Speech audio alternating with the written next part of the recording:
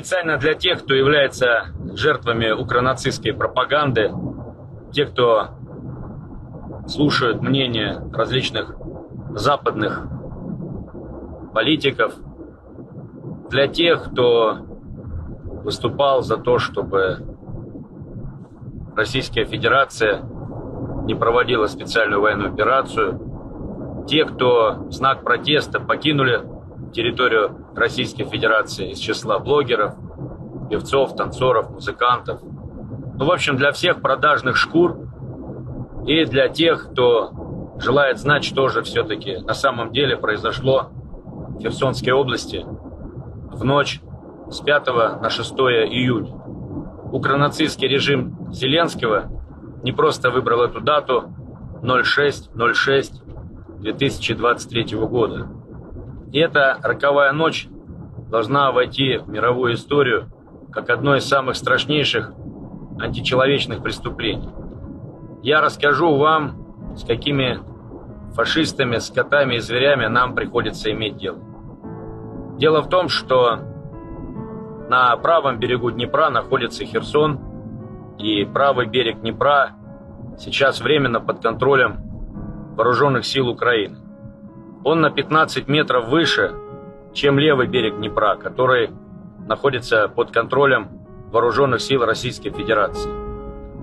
Как вы понимаете, в городе Херсон огромное количество высотных зданий, с которых противник ведет постоянную разведку за нашим берегом. Так как это очень привлекательная территория, то как и на правом, так и на левом берегу Днепра находится огромное количество поселков, в том числе и дачных поселков, в которые приезжали проводить время херсонцы. Ну и Днепр, впадая в Черное море, он расходится на несколько речек, и таким образом образуется гряда островов, крупных островов, на которых тоже находится населенный пункт, где проживали люди. Так вот, если вы внимательно посмотрели видео, то вы обратили внимание, что с правой стороны плотины произошел взрыв, то есть с той стороны, которая находится под контролем ВСУ Украины. Для чего они произвели этот теракт? Для того, чтобы, планируя контрнаступление на запорожском направлении, обезопасить правый берег Днепра от возможного форсирования и контрудара со стороны вооруженных сил Российской Федерации. Какую цель и задачу преследовали укронацисты Зеленского, подрывая плотину? Ну, они планировали, во-первых, значительно расширить русло Днепра, попытаться нарушить линию обороны вооруженных сил Российской Федерации. И, естественно, они этого не добились. Организованно вооруженные силы Российской Федерации эвакуировали личный состав, отошли на запасные позиции.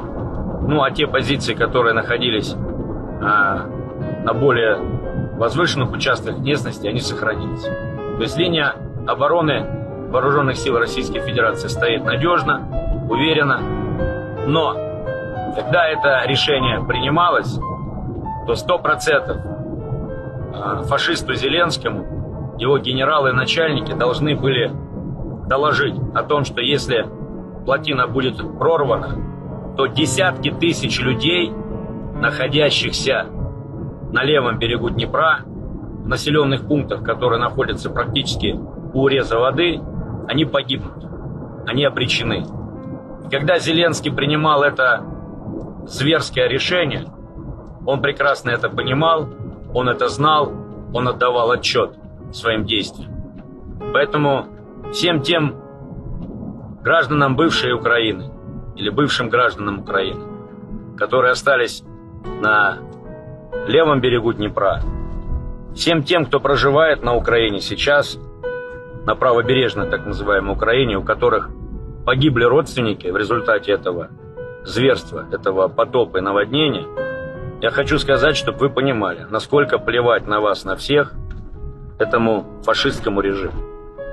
Вы даже себе не можете представить, что произошло в эту роковую ночь.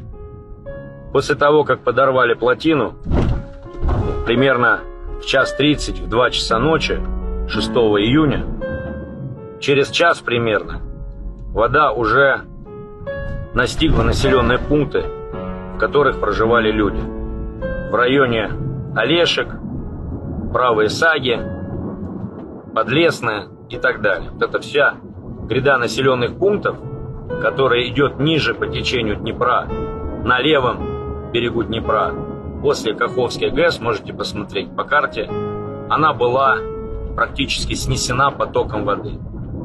А теперь представьте, люди, которые ежедневно подвергаются обстрелам с правого берега Днепра, которые ведут из артиллерии, реактивных систем залпового огня укронацисты, они, когда ложатся ночью спать, для того, чтобы не погибнуть, как правило, люди спускаются в подвалы, бомбоубежища. То есть в ночное время основная часть населения на правом берегу Днепра, гражданского населения, проводила в подвал. Люди спят, ничего не подозревают. Глубокая ночь. Около 3-4 часов утра все эти населенные пункты были практически под водой. Тот, кто смог понять, что произошло, тот, кто разобрался, попытался эвакуироваться, в ночной панике, кромешной тьме эвакуировались. А теперь вдумайтесь, и эта информация не для слабонервных, что стало с людьми преклонного возраста, что стало с инвалидами, которые были прикованы к своим кроватям, что стало с маленькими грудными детьми, что стало с детишками, которые были у своей бабушки, потому что родители погибли. Потому что эта бабушка сама себя не может спасти, а уж тем более этих детей. На рассвете то, что увидели наши бойцы, и чьи тела плавали, но эти бойцы после этого сутки не разговаривали. А когда российские военные предпринимали действия для эвакуации мирного, беспомощного гражданского населения, им необходимо было это делать на наших военных машинах, КАМАЗах и Уралах. Так вот, когда людей собирали на лодках или плотах и подвозили их к суше для того, чтобы там их пересадить на наши КАМАЗы и Уралы, укронацисты, ведя постоянную разведку с квадрокоптеров, беспилотников, видели, что единственное место, куда подходит дорога, и это место является точкой пересадки гражданских людей в военные машины, они наводили на это место артиллерию и грады. И они били непосредственно по тем участкам оставшейся суши, где можно было пересаживать людей. Укронацисты делали все возможное для того, чтобы помешать российским военным эвакуировать людей. И когда люди сидят на крышах домов, когда там сидят 5-10 человек, и укронацисты видят, что к этому дому подплывет лодка, они начинали бить по этому дому, для того, чтобы нанести поражение и российским военным. И плевать они хотели на тех мирных людей, которые сидели на крышах. Мирные, гражданские, безоружные люди, которых они якобы защищают. Этот фашистский, укронацистский режим Зеленского. Самая большая циничность, которую проявляли эти звери, это когда они с квадрокоптеров следили за тем, как люди эвакуируются, и они прекрасно понимали, что дом, на крыше которого находятся люди, является приманкой. Значит, к этому дому сейчас будут пытаться подплыть российские военные. Они наводили в это место артиллерию и просто ждали, когда туда подплывут наши российские военные. Когда они видели, к какому месту начинают собирать людей, для того, чтобы за ними приехала машина с нашими бойцами, чтобы этих людей забрать и отвезти в безопасное место, они тоже туда наводили град и просто ждали, когда приедут российские военные. Для того, чтобы нанести туда удар, выпустить целую кассету. И плевать они хотели, что разносило в клочья этих людей. Да, очень много людей, мирно гражданских, в ту ночь Зеленский утопил. Очень много людей разорвало в клочья, потому что их не успели эвакуировать, потому что укронацисты били артиллерию в это место. Я хочу, чтобы вы это знали. И чтобы весь мир это знал, что они сделали. А теперь представьте, какое количество захоронений павших животных, какое количество кладбищ, какое количество свалок и какое огромное количество людей сейчас остались под водой. И нас впереди ждет еще очень много страшных картин, когда вода начнет уходить, а тела будут доставать из затопленных машин, из подвалов, из тех домов, из которых люди не успели эвакуироваться. О чем здесь можно говорить? Какое может быть мировое сообщество? Это мировое сообщество должно уже сейчас создать международный трибунал и фашиста, изверга Зеленского и всю его шайку привлекать к уголовной ответственности за массовое истребление, умышленное истребление гражданского населения. Поэтому те, кто до сих пор питает иллюзии, те местные жители, которые до сих пор думают, что солдат ВСУ придет их и якобы спасет, посмотрите, что они сделали с женщинами, стариками и детьми, что они сделали с вашими населенными пунктами. Вода стояла у указателя до Херсона 30 километров. Если ехать со стороны Армянска, с нашего направления, чтобы вы понимали, какое количество населенных пунктов оказалось под водой. Все практически населенные пункты оказались под водой, они все были смыты. Какое количество домашней живности погибло, коров, свиней, собак, в общем, все под водой, и в том числе люди. Так вот, объясняя вам, что произошло, еще раз хочу обратить особое внимание на то, что когда фашисты Зеленского и сам Зеленский принимал это решение, они прекрасно знали, что, попытаясь нарушить линию обороны российской армии, они десятки тысяч ни в чем не повинных граждан, которых они якобы защищают, обрекают на верную гибель. Это был такой огромный Титаник, вся эта территория. Да, кого-то потом, после крушения Титаника, на лодках спасли. Вот чтобы вы понимали примерно какое количество. Люди без воды, без еды, без документов, без жилья и без родных и близких. Поэтому те, кто пока живут в Киеве, так называемые граждане Украины, кто живут в других регионах, если вы не сможете найти своих родственников, которые жили у обреза воды на левом берегу Днепра, задайте вопрос Зеленскому, за что он обрек их на явную смерть, за что он их утопил, за что он так поступил с маленькими грудными детьми, беспомощными стариками и детьми-инвалидами, которые просто были не в состоянии покинуть свои дома. За что он обрек людей, которые прятались от снарядов его фашистов в подвалах и просто физически не знали о том, что их населенные пункты, их дома уходят под воду, они просто не успевали из этих подвалов выбраться. За что он утопил людей, которые в панике, схватив вещи, прыгнули в свои машины и пытались покинуть, но их смыло потоком воды, и они так и остались в этих машинах. Ну что, мировое сообщество, так и дальше будем притворяться, что не поняли, что произошло? Так и дальше будете помогать Зеленскому, извергу и фашисту, который убил своих бывших сограждан? Он это сделал умышленно.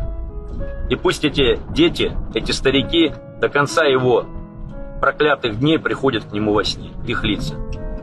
И поверьте мне, Зеленский будет в нескольких поколениях проклят родными и близкими тех, кого он утопил. Для тех, кто так и не понял, что произошло 06.06.23 года, доходчиво объясняю. На наших глазах происходит этническая очистка, массовое истребление славян. И возглавляет этот процесс Иуда Зеленский, который предал народ, чьим президентом он себя считал или считает. То, что на наших глазах руками управляемого Зеленского и его свиты Запад уничтожает славянское население для того, чтобы очистить эту территорию, можно только догадываться, для кого. Нет никаких сомнений. И то, что сейчас никаких выводов никаких осуждений и создания международного трибунала для привлечения к уголовной ответственности Зеленского и всех виновных не происходит, говорит только о том, что Зеленский в строгом соответствии выполняет ту задачу, которая перед ним поставлена Западом. А Западом поставлена задача перед Зеленским – очистить исконно русские земли от максимального количества славян. После таких потерь мужского населения, которое сейчас несет Украина, им сложно будет восстановить демографическую ситуацию. И поэтому 06.06.23, как когда-то Адольф Гитлер истреблял инвалидов, цыган, евреев и славян, то же самое сделал Зеленский. Всех беззащитных инвалидов, стариков, детей, мирных жителей просто утопил. И сделал он это умышленно. Повторяю, истребил все славянское население, которое не смогло спастись на левом берегу Днепра. Однозначно это невыгодно российской армии и российскому руководству подрывать плотину. Потому что наш левый берег ниже правого берега, на котором находится ВСУ Украины. И в случае подрыва дамбы украинская сторона знала, что их правый берег не затопит, а затопит левый берег, где находятся российские войска. Поэтому только идиот может поверить в то, что якобы подрыв плотины осуществила российская армия. Но может быть кому-то удобнее прикидываться идиотом.